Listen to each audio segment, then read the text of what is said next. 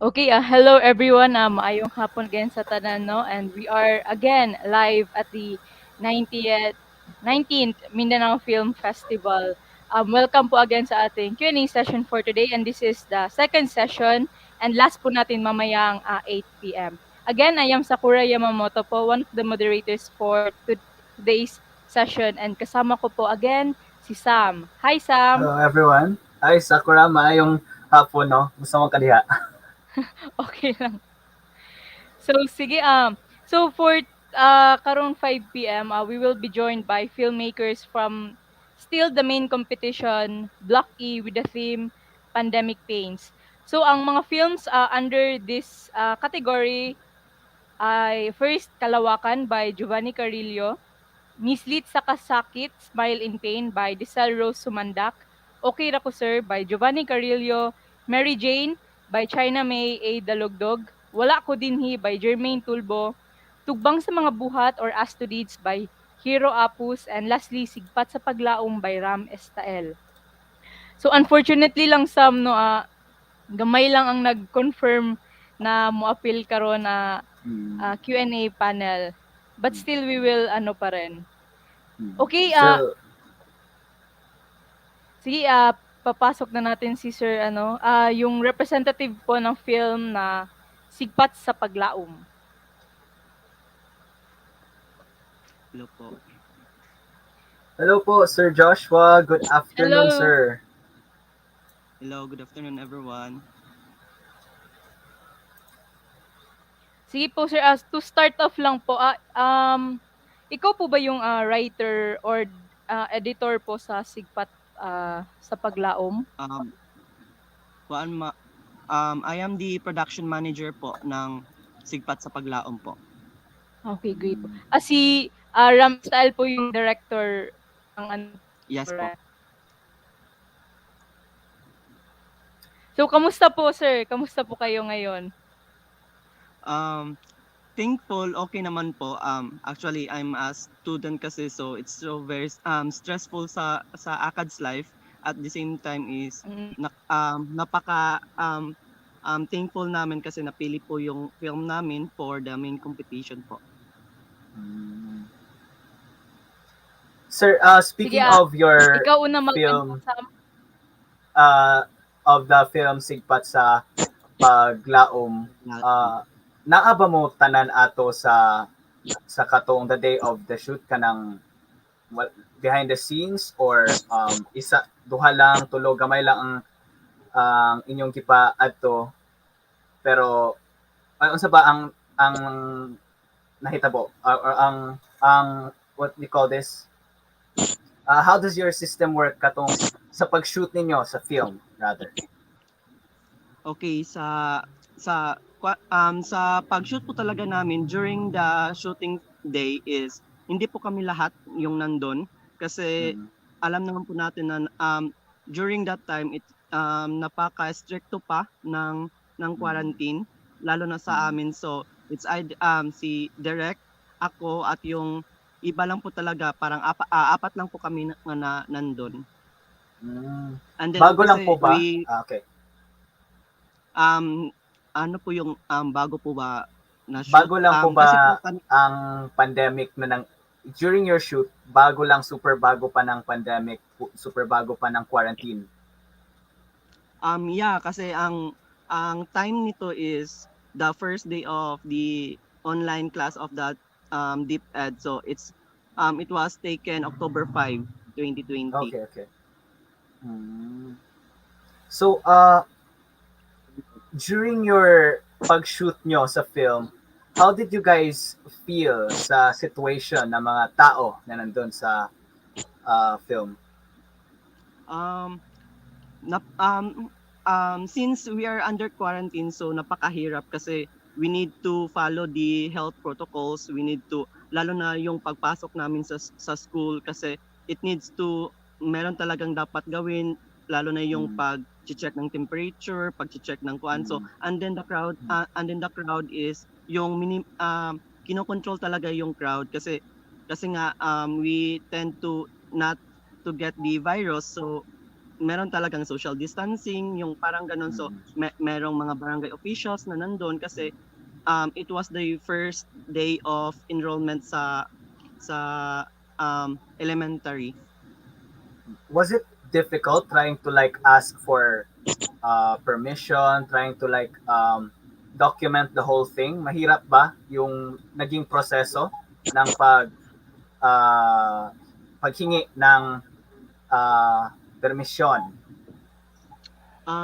Yes po, mahirap po talaga siya since yun na nga, stricto pa yung time na yun and then marami pang dapat gawin. Pero happily is that na nasugtan man pud mi na napahintulutan kami na gumawa nun and then may mga barangay officials naman doon so nakiusap lang kami na kung pwede ba ganito ganyan pero syempre we follow the health protocols, the social distancing para naman maiwasan pa rin yung hawaan.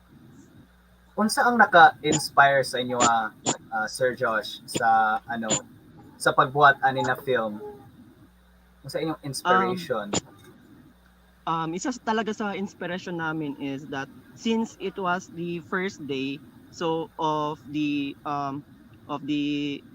sa DepEd na enrollment so yun talagang sa pag-conceptualize pa namin is napakahirap yung parang ano bang gagawin namin kung ano bang concept yung gagawin namin na film or documentary yung parang ganun so napakahirap pero during the day na talaga yung ito sige ito yung gagawin natin ito yung ganito yung parang spontaneous lang talaga yung nangyari yung pagpunta namin sa bahay ni Nanay Joy ni Nanay Jovi I mean yung parang spontaneous lang talaga na imbes na mag-interview lang kami yung pagpunta namin kasi sa kanilang bahay is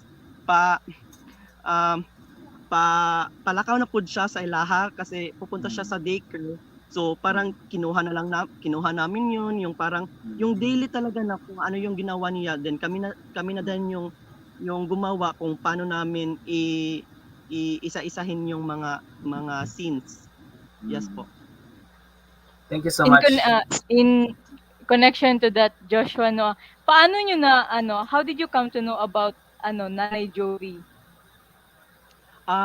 Nanay Jovi is one of parang nakilala namin siya kasi it's part of an organization kasi yung I don't know if okay lang ba siya i-mention basta sa church po may non-government organization sa pagtulong po sa mga community and then kabilang po siya doon tapos at dahil doon na napag-alaman namin na marami siyang anak na mahirap lang sila tapos yung maraming anak at the same time yung lifestyle talaga nila is yung isa yun sa nakaka-inspire kasi isa din sila sa nawalan ng trabaho, nawalan ng hanap buhay kasi nga yung yung market is nasira hindi na sila pwedeng magtinda. So, yun yung nagbigay inspiration sa amin na kailangan namin ipakita yung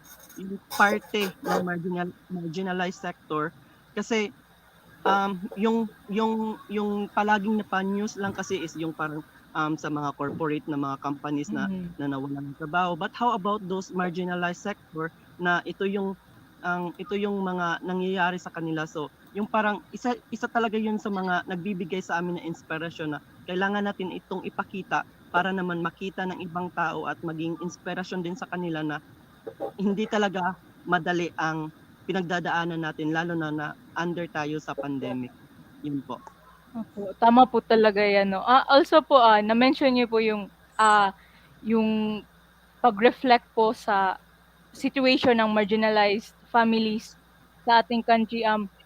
Ask ko lang po as a production manager din po, what was the hardest thing po during the process of your shooting, sa niyo po, in trying to really mirror and depict the difficult situation that these families are facing in this pandemic po? Pagdating naman sa production is isa talaga sa mga nagpahirap sa yung naranasan naming hirap is that yung isa is yung kasi kasali ako sa pag-conceptualize noon, and then yung sa pag pag-film na talaga, kasi we do have kanang lack of resources when it comes to cameras because mga baguhan lang po kami. Wala po talaga kaming yung parang um, yung pag-aaral talaga sa film, like na spontaneous lang din yung pagiging filmmakers namin kasi dahil sa pandemic, yung parang ano bang dapat namin gawin, ganito, ganyan. So tapos I'm into arts and craft kasi kaya nilagay ako ni Direk sa production para naman mas mapahusay ko yung galing ko doon. At the same time yung um, since nasabi ko na yung sa gadgets namin, at the same time yung finances, even though na hindi naman siya masyadong garbo yung film namin, pero napakahirap talaga lalo na kapag nagsisimula pa lang sa filmmaking is yung finances. Yun po, ma'am. So first time niyo po to maging production manager ng isang film? Yes po, ma'am. Opo. Na-mention niyo po din no na isa kayo sa nag-conceptualize ng film. Ang nakakainteresado kasi sa film niyo is it is a documentary. And one Mm-mm. of the interesting things about documentaries is the amount of footage and interviews that the team needs need to Yes. work with. And how was it po ba dealing with that? Like, kailangan yung kailangan yung mag-pick out what topic, what questions are fitting, and what angle you should pitch in po para sa documentary nyo. Yun din po yung isa sa mga nahirapan kami, pero gladly kasi yung director namin si Direk Ram is napakahusay din niya yung mga bagay-bagay na parang ganito ganyan, may mga ideas kami na yung parang bigla lang talaga na ito yung gagawin natin, yung parang pero meron naman kaming binuo na konsepto na talaga, at then isa rin talaga sa iniisip namin na baka itong mga tanong namin baka hindi niya masagot ng ganito ganyan, baka shy type si nanay, baka ganito, baka hindi agad niya ma-catch up yung mga tanong, yung parang ganun. Pero gladly si nanay is napaka talkative niya, yung shinare niya talaga yung life niya, yung parang ganun. So it gives relief sa amin, especially the crew, kasi yung parang mas napagaan ni Nanay Jovi yung lahat, yung parang yung lahat ng takot namin, yung lahat ng na pwedeng mangyari is nawala the moment na ibahagi niya yung life niya, na bahagi niya yung kung ano yung naranasan niya, lalo na sa family niya, yung parang ganun. So it gives really a relief sa amin po. So how was also the experience po of following the day-to-day life of nanay po? Sa day-to-day life naman po ni nanay is that pinupuntahan pa rin namin siya, yung chine-check pa rin namin siya kung ano na yung nangyayari, kung ano na ba yung mga ganap sa bahay nila, kung ano na bang improvement na nangyari. So yun po. Yung ano po ba, before po kayo yung nag-conceptualize pa lang po kayo sa docu nyo, yung gi-envision nyo po ba na result ng docu or yung flow po ng magiging narrative ng docu, may changes po ba siya or like may malaking surprise ba na nag-segue sa direction po ng docu nyo? At some point meron po talaga, lalo na yung pagdating namin, kasi akala namin na doon lang talaga namin i-interviewin si nanay sa bahay nila, yung parang ganun. At the same time yung spontaneous lang talaga na, kasi hindi naman po namin siya pwedeng sabihin na, nay, wag muna kayong pumunta sa trabaho niyo kasi ganito ganyan. So yung parang ganun, yung parang spontaneous na lang talaga na, sige, isali natin to, ito yung mga kuan. Pero yung mga parts talaga na napag-isipan namin is naka-include pa rin talaga yon. Yung mga bagay lang talaga na yung parang on the spot na mga ideas is yun po yung nakaka-surprise talaga, and we are happy for the result. How did you Guys, Sige. uh, how did you feel or kayo anong ikaw po personally Sir Josh, unsa imong gibati or how did you feel during the shoot na you discovered na inani day ang lifestyle sa mga ganito pala ang lifestyle nila nanay with Mm-mm. her family ganyan. How did you guys feel throughout the experience? Um, at some point talaga is I feel pity sa sa buhay po nila, pero something like hindi I realize na hindi naman dapat na kaawaan or something pity about them, because um ginagawa naman din nila yung dapat na gawin nila, yung parang ganun, but we just need to give them opportunity, something like that, na meron naman talaga silang kayang abutin, pero they are lack of opportunity.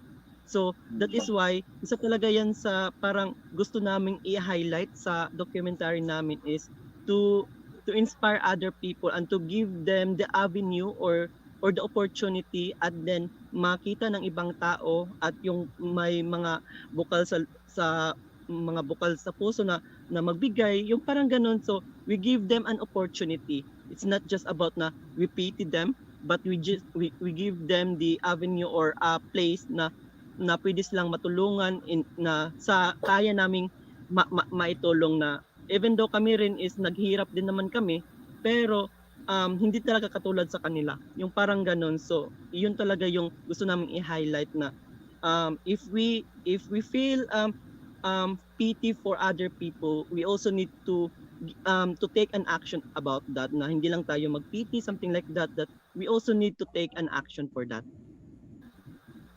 Yan po. Thank you for that Sir Josh no. Napakaipangutana Sakura. Um, wala na kaya. Ano sana natin, sir, balikan ka po namin, later po, Sir Josh. Thank you Sir Sige Josh. po. Nandito na po ba si ano, Direk Giovanni po para sa dalawang films niya for this category? Nawala po siya ulit. Ay, Ayan. meron. Hello po. Good Hello afternoon. po. Hello, good afternoon. Good afternoon po. Kamusta po? Kamusta po kayo? Kasama din. I'm okay po. Taga Davao ka po, tama po ba? Davao City. Yes po. Kilala ko si Gwen Samuel. Hello po Sir Giovanni. So regarding your ano po sir, mag-sir ako sa imo karon. Yeah.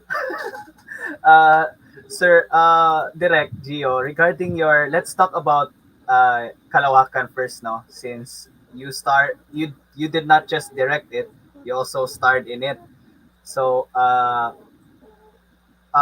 you said first na in the director's message na it wasn't really that much of a challenge kasi nga you were just playing yourself, no?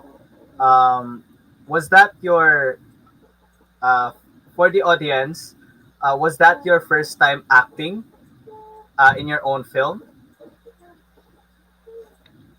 Not really. I acted once in our past films. Twice actually in our past films, but yung isa na bida ko hindi na-release na film kasi due to technical problems. Yeah.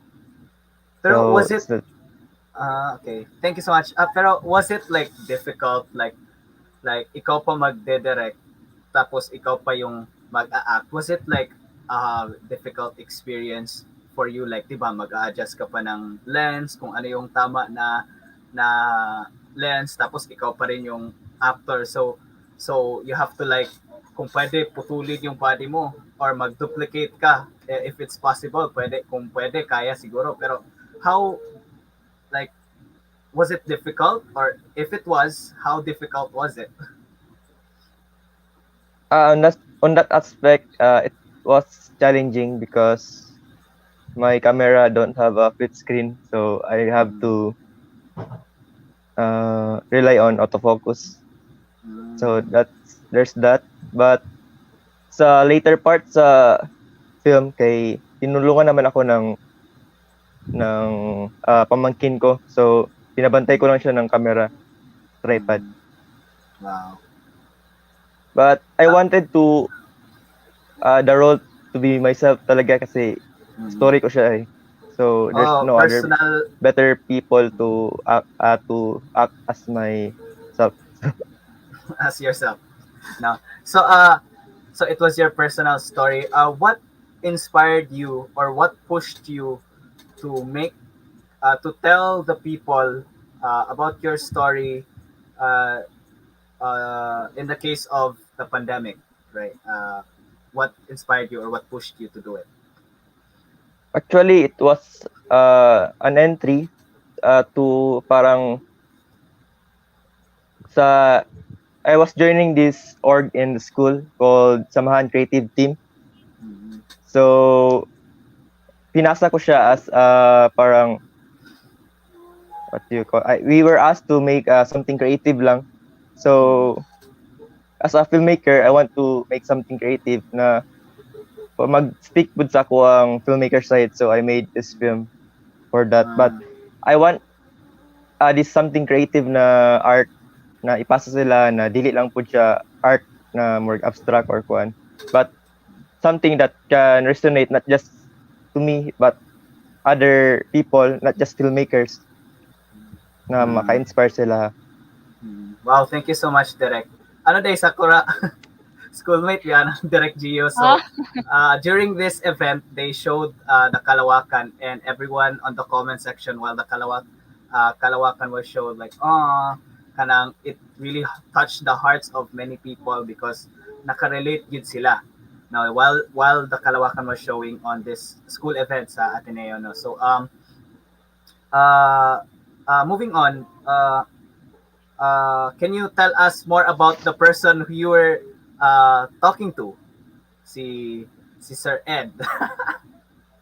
Yeah, actually when I was constructing the story or organizing the scenes in the film, I I constantly talk to my doing the film's members, Ed and Francis, and ask Ed to be part of the film. So he is also a huge part of making a film possible. Thank you so much, Derek. No. Ikaw sa. at to add on po na mention po niya na kanina no na you wanted to have something creative out of sa concept. So most of the films po today, especially sa category niyo po is pandemic pains. How was the process on still making something that revolves around commonly in this current situation, but with the mix of a fresher and much more creative story po? Can you repeat? I was so sorry. Okay po, how was the process po of like making something na about siya sa bigger issue, common issue today, but to also incorporate a fresh and much more creative twist style po sa story. Mm, Like how honestly, long did it take po, mga ganyan po. I'm not really good at.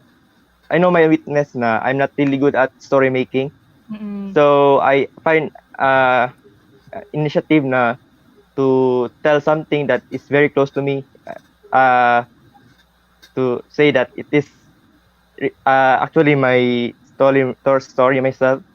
So it's easier to tell because I attended this workshop in storytelling and na emphasize dito na you should tell story that you know that is close to you, and if Mm. not you have plenty of research on. So telling my own story would be a no-brainer for me, especially that I'm not really a screenwriter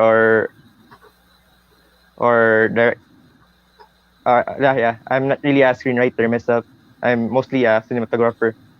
Mm. Also po, na-mention mo po no na based siya talaga sa story mo. So like personal experience, so you go with the flow sa kung ano yung nasa loob mo talaga. Sa script po ba during when you were filming, did you regular ay kanang nag-stick jud ba ikaw sa script while playing the character po? Honestly, I didn't write the script. But I did write the last message lang. Mm. So the script is all in my head lang while shooting the film. Yeah. Apo, Well, I for was this category, sige po. while I was thinking about the shots, I just go with the flow lang talaga and make something happen. Really. Sa category po din na ito, dalawang film po yung entry mo po. Tama po ba? Yes, I Kalawakan at co-directed po sa yung isa. directed yung isa. Ano po, ano po yung unang film na nagawa niyo po? Yung Kalawakan or yung isa po ba? Yung Okay Rako, sir. Okay, We made that one earlier. Actually, it was last year. After mga December na siguro yun. How long did it take to finish the film? Actually, it was same day edit. Kasi we were naghahabol kami ng deadline kasi may competition yun na sinali namin yun ng competition. So it was a one day edit film. Same day edit. Well, yung Kalawakan po mas matagal yung One day shoot lang din pero ang editing parang 1 week siguro or 2 days. Ganyan. Bali yung Kalawakan po is this year na nagawa. Apa, this year. Wow. Ay, ano din po, additional lang po, no? How was it po, filming this, yung dalawa po, in a new setting po? Unlike sa dati, no, na wala masyadong limitations. Actually, it is sa first film, yung sa akin, madali lang kasi sa bahay lang namin. Yung second, kasi ang director talaga si Francis Arosena. I was co-director because I was the only one in the set sa actual na set na nandoon ang karakter. So ang actor doon ay pamangkin ko lang din. So hindi naman masyadong mahirap, pero ang mahirap lang na side kasi ang main director hindi nandoon sa set, so we were trying to communicate while the shoot is going on online. And you pulled it off even though online. Barely. Barely. I wouldn't say successfully. Anyway, moving on sa sa Okay Rako, sir. It was the music then, because I heard a very familiar voice. Was that, correct me if I'm wrong, was that si Direct Frankie ba ang nagkanta nun? Sa Correct me. Okay Rako, sir. Hindi ako sure pero I think yeah, we made the score on the day din siguro. So we're back and forth. I was editing the film and he was making the soundtrack. How crammers. Pagkatibay. Kaya no, amazing kaayo kay I passed friends man me sa Facebook ni Direct Frankie, no. Tapos makita na ko yung mga covers, yung magkanta siya. So when I watched Okay Rako, sir, I heard a very familiar voice na si Direct Frankie man yun, si Sir Frankie Arosena man yun. So confirmed siya jud ay na.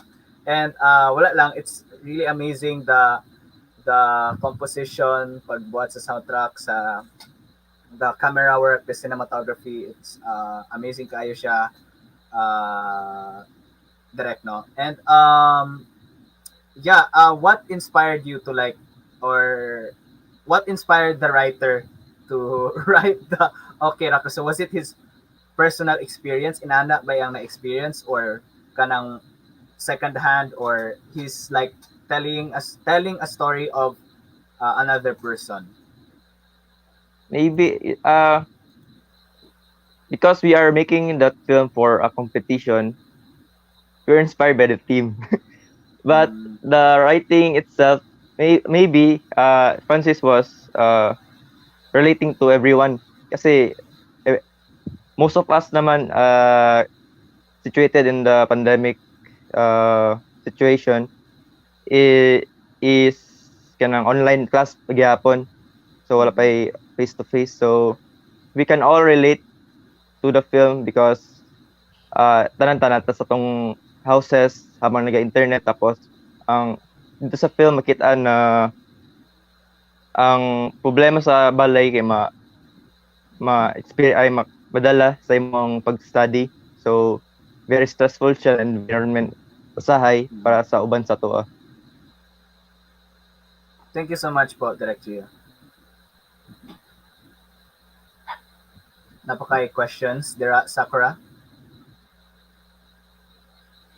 So wala na po dun na naas na po nimo Sam kan direct. So sige Sam, Gio, balikan ka namin again. May follow-up question lang ulit kami kay Joshua.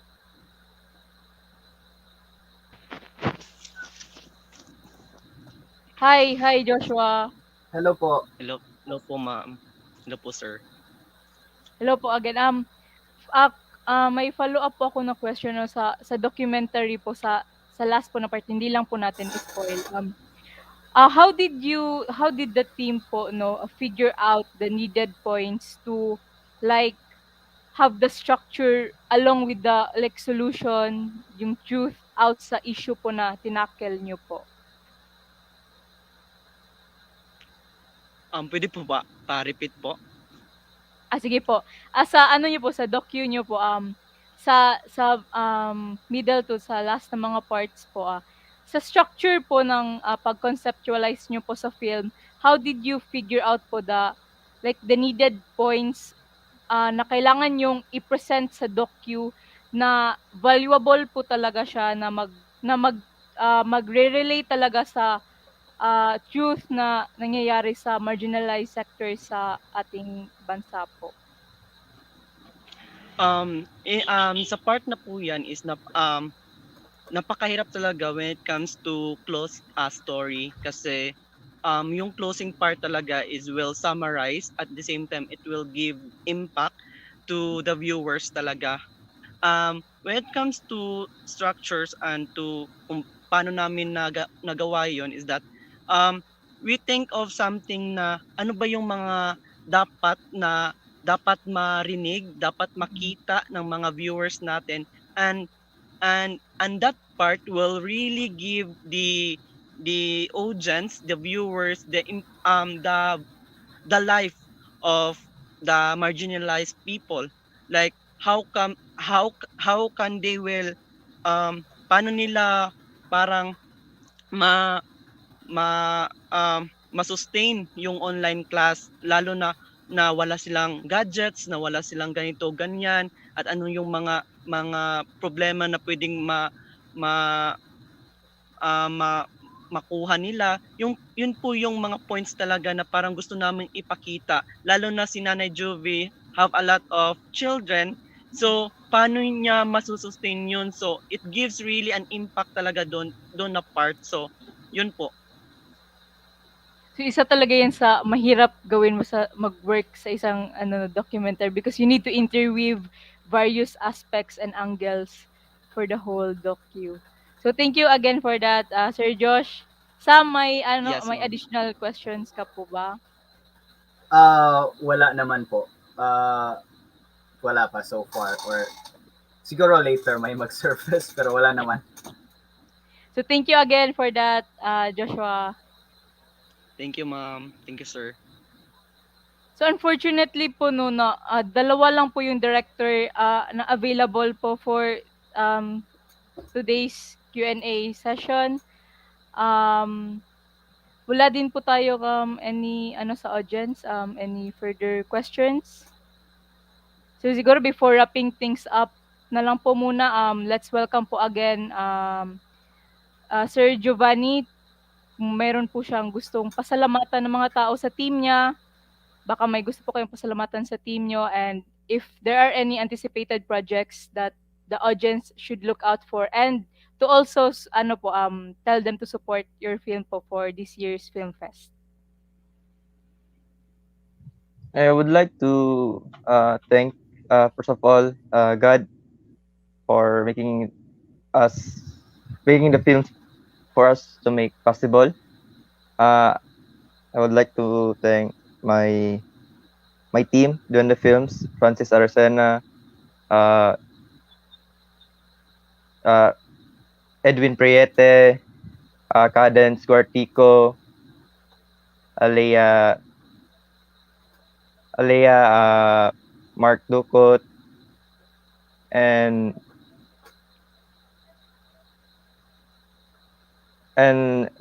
all the peoples that are involved in the film, making the film.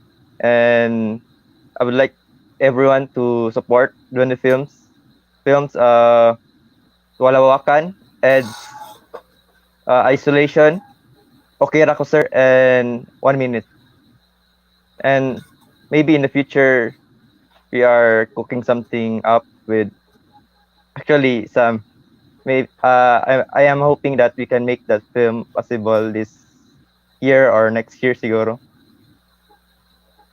Yeah. That's all. Thank you. Thank you so much. Thank you so po. much po, Direct Gio. Nawala daw si Sir Joshua. Sige po, Also, yung ibang films po na hindi nakasali ngayon, please also support them po sa official YouTube channel ng Mindanao Film Fest. Yung mga films po na yun ay Ngislit sa Kasakit or Smile in Pain by Dysel, Sumandac, Mary Jane by Chynna May A. Dalogdog, Wala Ko Dinhi by Jermaine Tulbo, and Tugbang sa Mga Buhat, As to Deeds by Hiro Saint Joshua Apus. And also, I think we have some internet problems po sa side ni Sir Joshua. Also, please support their film po again, Sigpat sa Paglaum, a documentary directed by Direct Estael. So I guess that's it. Thank you rin for today, Sam. Thank you din, Sakura. Thank you, everyone. So thank you po sa mga directors for sharing your perspectives, and a big congratulations po sa mga film nyo. Again, may Q&A session po ulit tayo mamayang 8 p.m. at sa susunod pa po ng mga days hanggang Saturday po. Thank you so much po for joining us today. See you later again mamayang 8 p.m. And again, check out the official YouTube channel and Facebook page of Mindanao Film Festival to watch all the films and to be updated sa mga events po na magaganap. Again, thank you so much. Thank you, everyone.